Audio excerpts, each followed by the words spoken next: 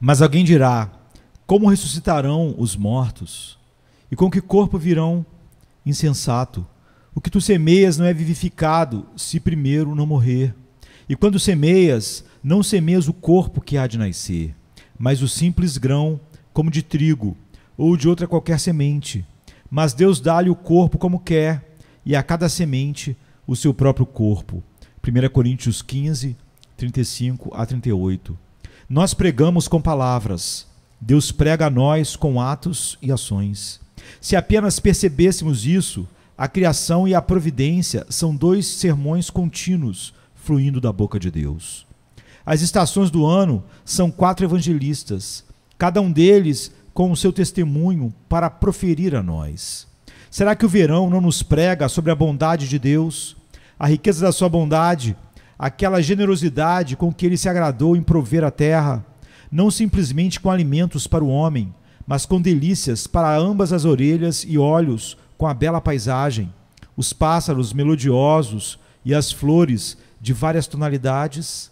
Alguma vez você já ouviu a voz mansa e delicada do outono, que carrega o molho de trigo e sussurra para nós no farfalhar das folhas videntes? Ele nos convida a nos prepararmos para morrer. Todos nós, diz ele, nos desvanecemos como uma folha, e todas as nossas justiças são apenas como trapos de imundícia.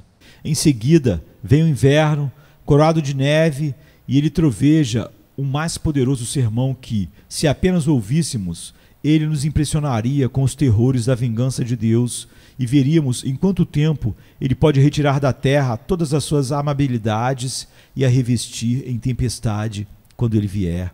Ele mesmo, para julgar a terra com justiça e os povos com equidade. Mas me parece que a primavera lê para nós um mais excelente discurso sobre a grande doutrina da revelação. Neste próprio mês de abril, que se não é a própria entrada da primavera, mas certamente nos apresenta a sua plenitude, este mesmo mês, tendo por seu nome o título do mês de abertura, nos fala sobre a ressurreição. Como já temos andado através de nossos jardins, campos e bosques, nós temos visto os botões florais prestes a irromperem sobre as árvores e as flores das árvores frutíferas apressando-se para desdobrarem-se. Temos visto as flores enterradas surgindo do relvado e elas nos falaram com doces vozes as palavras: vocês também devem ressurgir novamente. Vocês também serão enterrados na terra como sementes que se perdem no inverno, mas vocês deverão elevar-se novamente e viverão e florescerão na primavera eterna. Eu proponho hoje, como Deus deva permitir, ouvir aquela voz de primavera proclamando a doutrina da ressurreição, uma meditação em tudo a mais apropriada a partir do fato de que no domingo retrasado consideramos o tema da morte. E eu espero que, nessa ocasião, impressões muito solenes tenham sido feitas sobre nossas mentes, que as impressões semelhantes voltem agora, acompanhadas por outras mais alegres, quando olharemos para o além do túmulo, através do vale da sombra da morte, para aquela luz resplandecente à distância, o esplendor e glória da vida e da imortalidade. Ao falar para vocês sobre este texto, gostaria de observar no início que a doutrina da ressurreição dos mortos é uma doutrina peculiar ao cristianismo. Os pagãos, por meio da fraca luz da natureza, foram capazes de falar sobre a verdade da imortalidade da alma. Esses professores de religião que negam esta imortalidade não estão tão aprimorados em aprender quanto os próprios gentios estavam. Quando vocês encontrarem com alguém que acha que a alma do homem pode, eventualmente, tornar-se aniquilada, façam-lhes um presente daquele pequeno catecismo realizado pela Assembleia de Westminster, que leva o título de Catecismo para os Jovens e Ignorantes. Deixe-os ler este, para que por meio do qual comece a entender que Deus não fez o homem em vão. A ressurreição do corpo foi o que era novo nos tempos apostólicos. Quando Paulo se levantou nas colinas de Marte, no meio da erudita assembleia dos Areopagitas, se ele tivesse lhes falado sobre a imortalidade da alma, eles não teriam rido. Ele teria sido respeitado, pois esta foi uma das verdades sublimes que seus próprios homens sábios haviam ensinado. Mas quando ele passou a afirmar que a carne e o sangue que foram colocados no túmulo ainda devem ressurgir mais uma vez, que os ossos que se haviam tornado a morada de vermes, que a carne que havia corrompido e deteriorado deveria realmente começar, renovada, a viver, que o corpo, bem como a alma, devem viver, alguns escarneciam e outros diziam: vamos ou ouviremos novamente sobre o assunto. O fato é, a razão ensina a imortalidade do espírito. É a revelação de Deus que sozinha ensina a imortalidade do corpo. É somente Cristo que traz a vida e a imortalidade à luz por meio do Evangelho de Jesus Cristo. Ele foi o proclamador mais evidente desta grande verdade de Deus. Apesar de que isto havia permanecido na fé secreta de muitos do antigo povo de Deus anteriormente, ainda assim, ele foi quem primeiro estabeleceu em termos claros a grande verdade de Deus de que haverá uma ressurreição dos mortos, tanto dos justos quanto dos injustos. Tanto quanto eu sei, a doutrina não foi contestada na igreja cristã. Houve alguns poucos hereges que negaram-na em momentos diferentes, mas eles têm sido tão poucos, tão absolutamente insignificantes, que não vale a pena tomar qualquer aviso de seus escrúpulos ou das objeções que eles levantaram.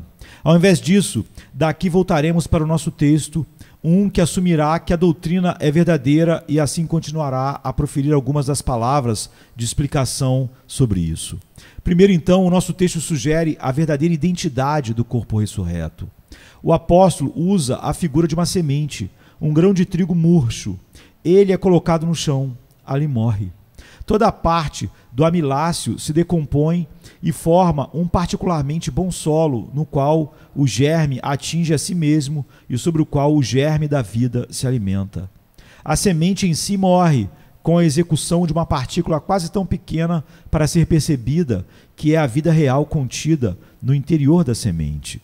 Aos poucos, nós vemos uma lâmina verde surgindo, esta cresce, aumenta e cresce, até que se torna o milho na espiga e, posteriormente, o grão cheio na espiga. Agora, ninguém tem qualquer suspeita, senão que o mesmo milho ressurge do solo em que fora lançado. Coloque-o na terra, nós acreditamos que ele brota e estamos acostumados a falar disto em nossa linguagem comum como sendo a mesma semente que semeamos, embora a diferença seja marcante e maravilhosa. Aqui vocês têm uma planta de cerca de 3 metros de altura, tendo muitos grãos de milho, e ali vocês tinham no outro dia um pouco de grãos murchos. Ainda assim, ninguém duvida, senão que os dois são a mesma coisa. Assim será na ressurreição dos mortos. O corpo está aqui, mas como uma semente atrofiada. Não há beleza nela para que a desejemos. Ele é colocado em um túmulo, como o trigo que é semeado na terra. Ali apodrece e se deteriora. Mas Deus preserva dentro de si uma espécie de germe da vida que é imortal, e quando a trombeta do arcanjo estremecer os céus e a terra, este deve expandir-se para a plena flor da humanidade. Ele florescerá da terra em uma forma muito mais gloriosa do que a humanidade que for enterrada. Vocês são, meus irmãos e irmãs, hoje apenas como um monte de trigo, um monte de pobre milho murcho. Apesar desta beleza terrena que alegra nosso semblante, estamos afinal murchos e sem valor em comparação com o que nossos corpos serão quando eles ressuscitarão dos seus leitos de poeira silenciosa e frio barro úmido. No entanto, enquanto eles serão diferentes, eles serão precisamente os mesmos. Devem ser o mesmo corpo. A identidade será preservada. Embora eles terão apenas pouca semelhança, ainda assim, nenhum homem duvida de que o próprio corpo que foi semeado na terra ressurgiu para a vida eterna. Eu suponho que se eu trouxesse aqui um certo grão de semente e você nunca tivesse visto a imagem da planta em que ela iria tornar-se, e eu a submetesse a 1000 pessoas aqui presentes e lhes fizesse essa pergunta: qual será a forma que esta semente assumirá quando crescer em uma planta e carregar uma flor? Nenhum de vocês poderia dizer qual seria. No entanto, quando vocês a vissem surgir, diriam: bem, eu não tenho nenhuma dúvida de que o girassol surgiu da sua própria semente. Estou certo de que uma violeta brota de uma semente de violeta.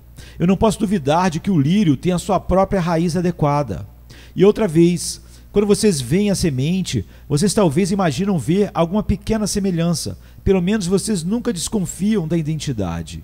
Embora existam grandes extremos de diferença entre a pequena semente de mostarda e a grande árvore sob os ramos nos quais as aves do céu constroem seus ninhos, Vocês nunca, por um momento, questionam que essas sejam exatamente a mesma coisa. A identidade é preservada. Assim será na ressurreição dos mortos. A diferença será extraordinária, mas o corpo ainda deve ser o mesmo. Para afirmar isso, a antiga igreja cristã tinha o hábito, em seu credo, de acrescentar uma frase ao artigo que assim se segue: creio na ressurreição dos mortos. Eles acrescentaram em palavras latinas para este efeito: creio na ressurreição dos mortos desta própria carne e sangue. Eu não conheço que a adição já tenha sido autorizada pela igreja, mas ela foi usada continuamente, especialmente no momento em que houve uma discussão quanto à veracidade da doutrina da ressurreição do corpo. A própria carne e sangue que estão enterrados, os próprios olhos que são fechados na morte, as próprias mãos que endurecem ao lado do meu cadáver, estes mesmos membros viverão novamente. Não as partículas idênticas da mesma matéria, mais do que as mesmas partículas do mesmo trigo ressurgem para recompor uma lâmina e tornar o grão cheio da espiga. Ainda assim, elas são idênticas, no verdadeiro sentido do termo. Elas brotarão deste corpo, serão o verdadeiro resultado e aperfeiçoamento destes miseráveis carne e sangue que agora arrastam-se conosco aqui embaixo. 10.000 objeções têm sido levantadas contra isso, mas todas elas são prontamente respondidas. Alguns disseram: mas quando os corpos dos homens estão mortos e estão alocados na sepultura, eles muitas vezes são desenterrados e o sacristão descuidado os mistura com o molde comum. Não, às vezes acontece que eles são levados embora do jardim da igreja e espalhados sobre os campos para se tornarem um adubo rico para o trigo, de modo que as partículas do corpo são absorvidas pelo milho que está crescendo e eles viajam em ciclo, até que tornam-se alimentação do homem, de modo que a partícula que poderia estar no corpo de um homem entra no corpo de outro homem. Agora, eles dizem: como é que todas essas partículas são localizadas? Nossa resposta é: se for necessário, cada átomo pode ser localizado. A onipotência e a onisciência poderiam fazê-lo, se fosse necessário que Deus buscasse e descobrisse cada átomo individual que já existiu. Ele seria capaz de detectar a atual morada de cada partícula. O astrônomo é capaz de dizer a posição de uma estrela pela refração do movimento da outra. Por seu cálculo, além da observação, ele pode descobrir um corpo celeste desconhecido. A sua imensidão o coloca ao seu alcance. Mas para Deus não há nada pequeno ou grande. Ele pode descobrir a órbita de um átomo pela refração na órbita de outro átomo. Ele pode buscar e alcançar cada partícula separada. Mas lembre-se, isso não é necessário em absoluto, pois, como eu disse antes, a identidade pode ser preservada sem ser o mesmo com os átomos. Basta voltar para a excelente ilustração do nosso texto. O trigo é a mesma coisa, mas no novo trigo que cresceu, pode não haver uma partícula solitária daquela matéria que estava na semente lançada ao chão. Uma pequena semente, que não deve pesar a 100ª parte de uma onça, cai na terra e brota e produz uma árvore da floresta que deve pesar 2 toneladas. Agora, se houver qualquer parte da semente original na árvore, ela deve ser na proporção de uma parte milionésima, ou algo menos que isso. E ainda assim, a árvore é positivamente idêntica à semente. É a mesma coisa. E assim, ali pode haver apenas uma milionésima parte das partículas do meu corpo no corpo novo que terei. Mas ainda assim, ele permaneceria o mesmo. Não é a identidade da matéria que torna a identificação positiva. E eu demonstrarei isso a vocês novamente. Vocês não estão cientes de que os nossos corpos estão mudando, que em cerca de cada 10 anos temos corpos diferentes do que tínhamos há 10 anos atrás? Ou seja, pela decadência e o contínuo desgaste de nossa carne, não há neste corpo que eu tenho aqui uma única partícula que estava no meu corpo há 10 anos. E ainda assim, eu sou o mesmo homem. Eu sei que sou exatamente o mesmo. E vocês também. Vocês podem ter nascido na América ou na Inglaterra e vivido por 20 anos aí, onde nasceu. Vocês, de repente, são transferidos para a Índia e ali vivem outros 20 anos. Vocês voltam para o seu local de origem, para ver seus amigos. Vocês são o mesmo homem. Eles conhecem vocês. Eles os reconhecem. Vocês são precisamente os mesmos indivíduos. Mas ainda assim, a ciência nos ensina uma verdade que não pode ser negada, de que seu corpo teria mudado o dobro no período em que estiveram ausentes dos seus amigos, de forma que cada partícula se foi e teve seu lugar cedido a outra, e ainda assim o corpo é o mesmo. Assim, não é necessário que devam ser as mesmas partículas, não é necessário que vocês devem seguir cada átomo e o trazer de volta, a fim de que o corpo deva preservar a sua identidade. Alguma vez você já ouviu a história da esposa de Pedro, Mártir, um célebre reformador que morreu alguns anos antes da época da Rainha Maria? Desde que os seus inimigos não conseguiram alcançar o seu corpo, eles levaram o corpo da sua esposa, depois que ela foi morta, e a enterraram em um montouro. Durante o reinado de Elizabeth, o corpo foi removido do seu esconderijo desdenhoso. Aquele fora então reduzido a cinzas, a fim de que os romanistas, se eles alguma vez prevalecessem novamente, nunca pudessem desonrar aquele corpo. Eles levaram as cinzas da esposa de Pedro Mártir e as misturaram com as cinzas de um santo romanista de renome. Misturando os dois juntos, eles disseram: agora, esses romanistas nunca profanarão este corpo, porque eles terão medo de profanar as relíquias do seu próprio santo. Talvez alguns sabichões podem perguntar: como podem esses dois seres serem separados? Ora, eles podem ser divididos prontamente, se Deus quisesse fazê-lo. Pois certo que Deus é onisciente e onipotente, vocês nunca terão que questionar como, pois a onisciência e a onipresença colocam a questão fora dos tribunais e decidem a coisa de uma vez. Além disso, não é necessário que isso seja assim. As sementes da vida dos dois corpos não aperfeiçoados e os dois corpos devem ressurgir separadamente ao som da trombeta do arcanjo. Lembrem-se então e não duvidem que o próprio corpo em que vocês pecaram deve ser o mesmo corpo em que vocês sofrerão no inferno. E no corpo em que vocês creram em Cristo e em que vocês entregaram-se a Deus, será o corpo em que vocês andarão pelas ruas de ouro e no qual vocês devem louvar o nome de Deus para todo sempre. Temos estado por muito tempo sobre este ponto, mas observem, enquanto a identidade é real, a transformação é gloriosa. O corpo aqui é mortal, sempre sujeito à decadência. Nós vivemos em uma miserável tenda desconfortável. Continuamente a lona está sendo rasgada, os cabos estão sendo soltos e os pinos das tendas estão sendo puxados para cima. Estamos cheios de sofrimentos e dores, que são apenas as premonições da morte vindoura.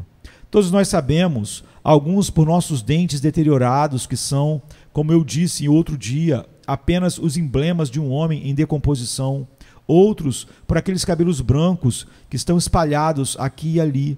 Todos nós sabemos que nossos corpos são constituídos de tal forma que eles não podem permanecer aqui, exceto por um período limitado, e devem, como Deus o quis, retornar ao seu pó de origem.